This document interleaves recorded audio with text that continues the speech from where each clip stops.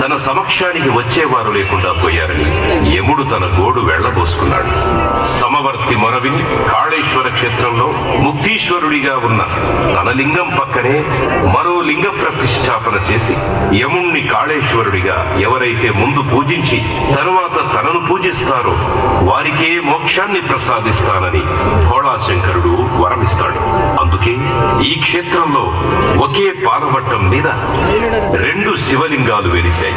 మొదట కాళేశ్వరుణ్ణి దర్శించిన తరువాత ముక్తీశ్వరుణ్ణి దర్శిస్తారు. శ్రీముక్తినాథము భయప్రదమాదిదేవం కాళేశ్వరం చ కలిదోషహరం